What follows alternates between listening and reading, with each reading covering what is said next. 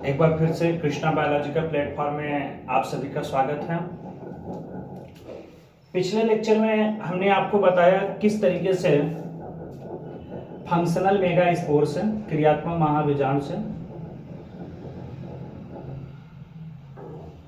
भ्रूण कोश का निर्माण होता है और उस भ्रूण कोश में एक सेल किस तरीके से डेवलप होता है, इसके विषय में हमने आपको बताया।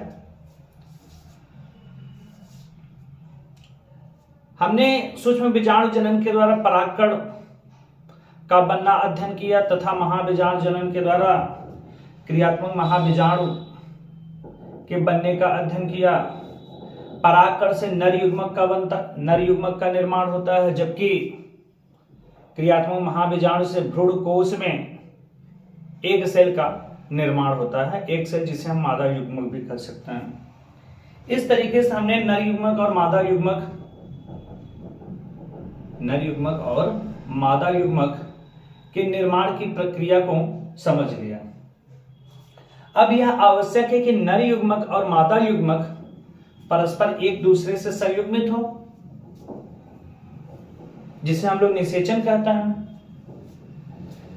किंतु निषेचन होने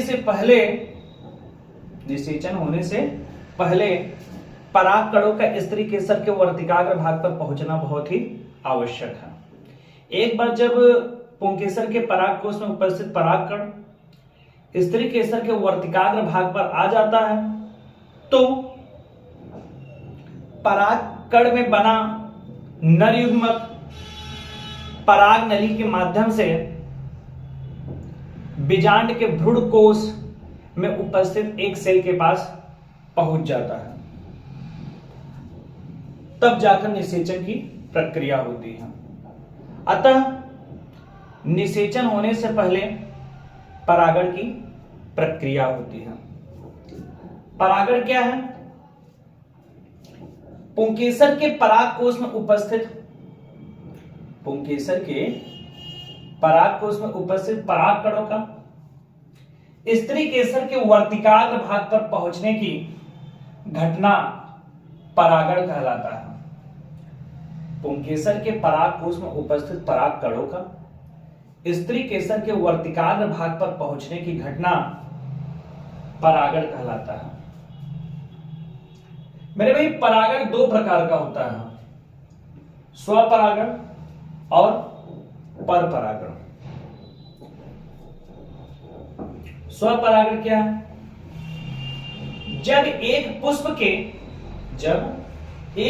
के पुंकेसर के परागकोश में उपस्थित परागकण उसी पुष्प के स्त्री केसर के वर्तिकाग्र भाग पर अथवा उसी पौधे के दूसरे पुष्प के स्त्री केसर के वर्तिकाग्र भाग पर पहुंचता है तो इस घटना को स्वपरागण कहते हैं।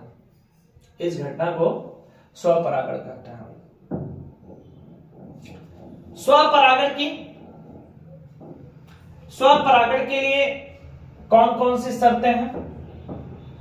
स्वपरागण के लिए आवश्यक शर्त यह है कि पौधे के पुष्प में द्विलिंगिता का गुण होना चाहिए और सहपक्वता का गुण होना चाहिए। स्वपरागण के लिए पौधे के पुष्प में द्विलिंगिता का गुण होना चाहिए और सहपक्वता का गुण होना चाहिए। द्विलिंगिता क्या है?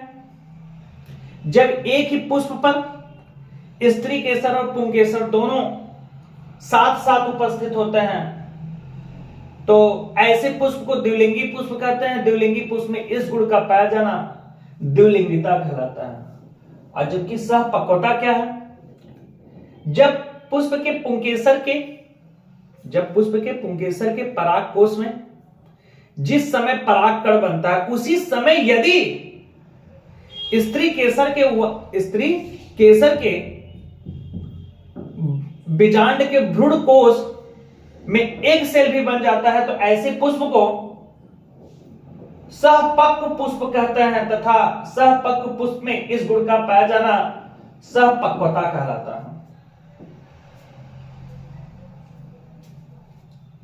मेरे भाई, स्वपरागण की दो विधियां होती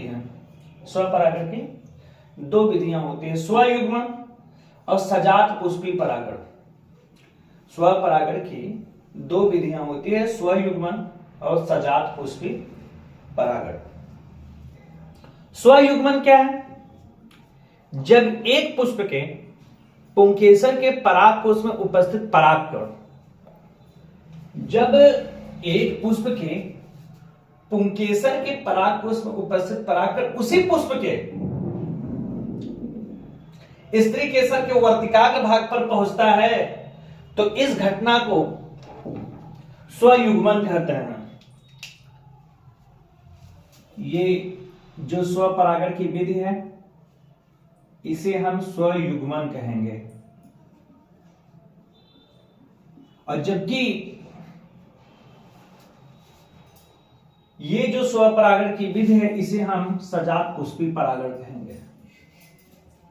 सजात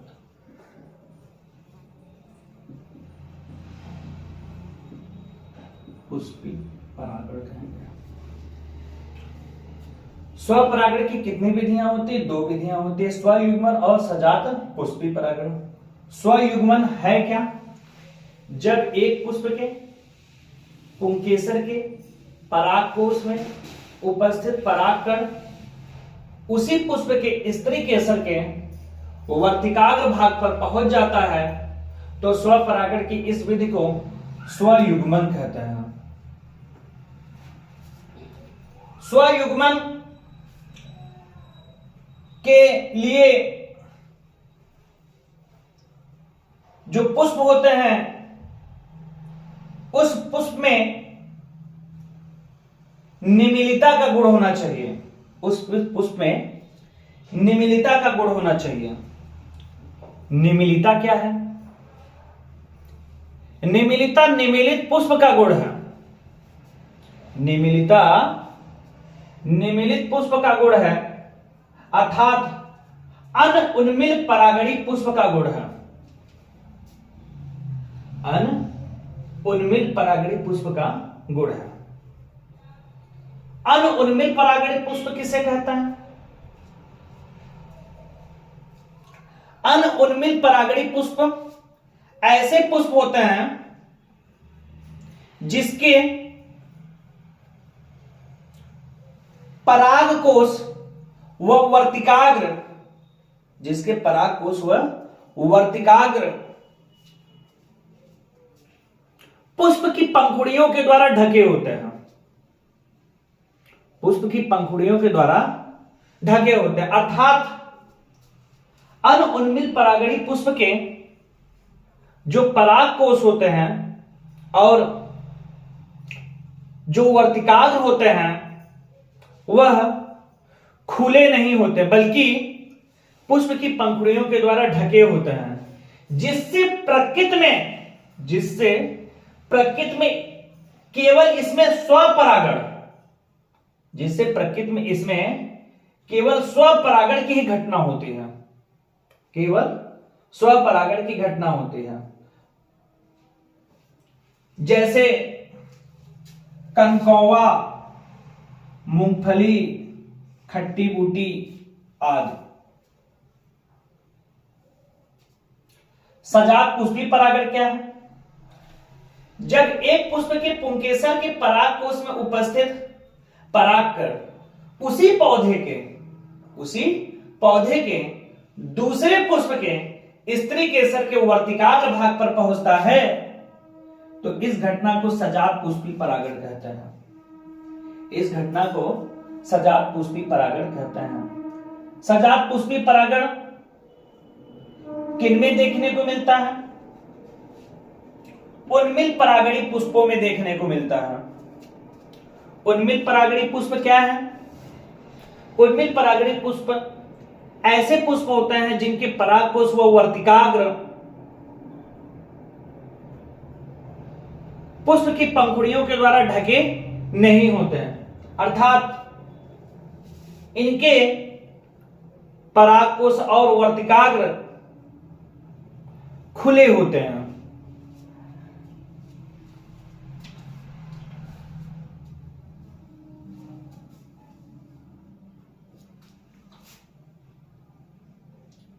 सजात पुष्पी परागण वैसे तो क्रियात्मक रूप से सजात पुष्पी परागण वैसे तो क्रियात्मक रूप से पर परागण जैसे होते हैं, किंतु आनुवांशिक रूप से ये स्वपरागण जैसे होते हैं।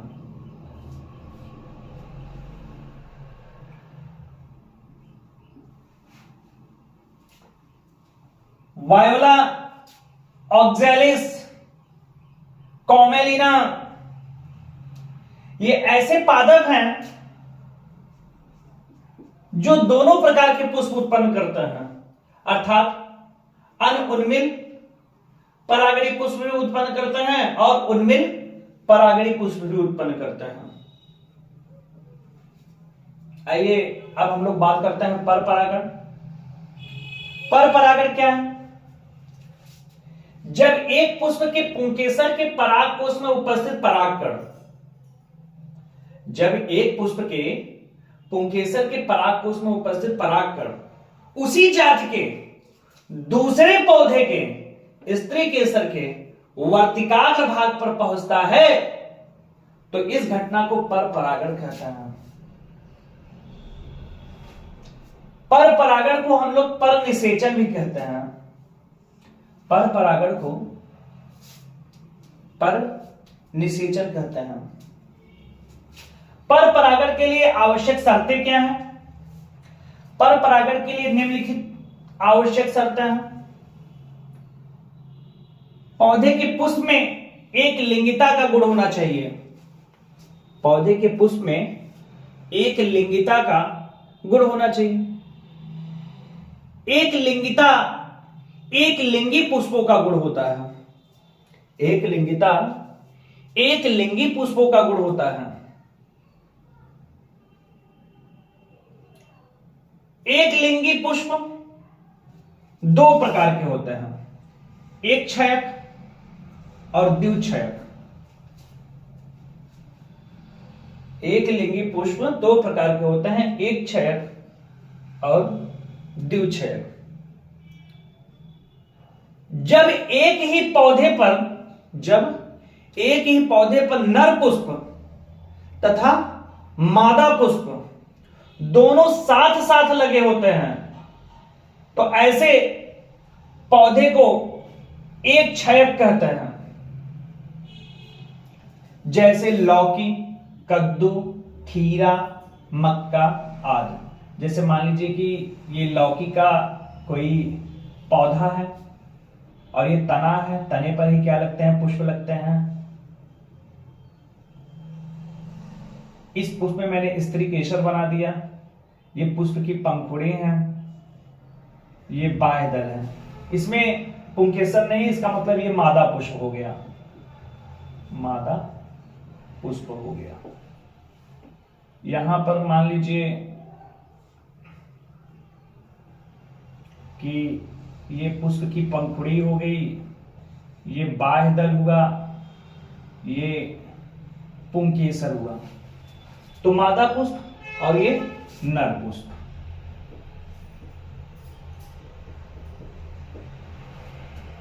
नर पुष्प का मतलब ऐसे पुष्प जिसमें केवल पुंकेसर हो, और मादा पुष्प का मतलब ऐसे पुष्प जिसमें केवल स्त्री केसर हो। तो जिन पौधे में नर पुष्प और मादा पुष्प दोनों एक साथ लगे रहते हैं तो ऐसे पौधे को एक क्षयक कहते हैं। जैसे लौकी, कद्दू, खीरा, मक्का आदि। द्विक्षयक किसे कहता है? जब नर पुष्प और मादा पुष्प अलग अलग पौधे पर लगे होते हैं उसे द्विक्षयक कहते हैं। जैसे पपीता, सहतूत। आप लोग पपीता को देखे होंगे। पपीता के जिन पौधे में पपीता का फल लगा होता है वह मादा पपीता होता है, और पपीता के जिन पौधे में कभी पपीता लगता ही नहीं है, केवल पुष्प लगता है, तो ऐसे पपीता को हम नर पपीता कहेंगे। ऐसे पपीता को नर पपीता कहेंगे। तो द्विक्षयक द्विच्छेद पौधे ऐसे पौधे होते हैं जिसमें नर पुष्प और मादा पुष्प अलग अलग पौधे पर लगे होते हैं। पर परागण के लिए दूसरी आवश्यक शर्त यह है कि उसमें स्वबंधता का गुण होना चाहिए। स्वबंधता द्विलिंगी पुष्प का ही गुण है। स्वबंधता द्विलिंगी पुष्प का ही गुण है। द्विलिंगी किसे कहते हैं? जब एक ही पुष्प में नर पुष्प और मादा नर जब एक ही पुष्प में पुंकेसर तथा स्त्री केसर दोनों एक साथ उपस्थित होते हैं तो ऐसे पुष्प को हम लोग द्विलिंगी पुष्प कहते हैं।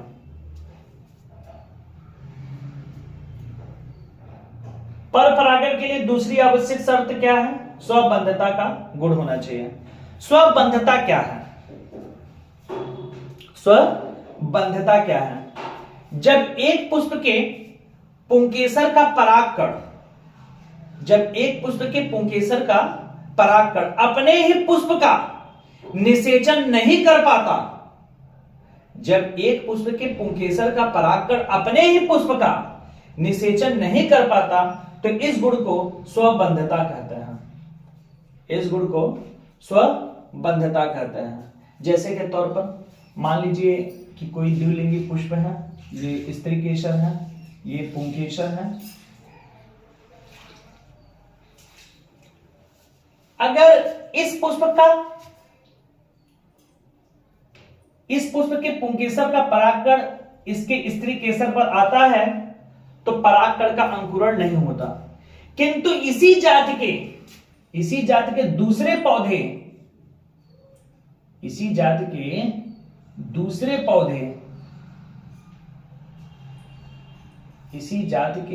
पौधे कि पुंकेसर का अगर परागकण आता है तो यह परागकण इस पुष्प का निषेचन कर देता है।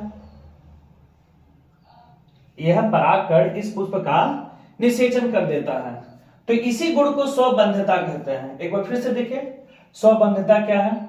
जब एक पुष्प के पुंकेसर का परागकण अपने ही पुष्प का परागण नहीं कर पाता तो ऐसे पुष्प को स्वबंधता कहते हैं।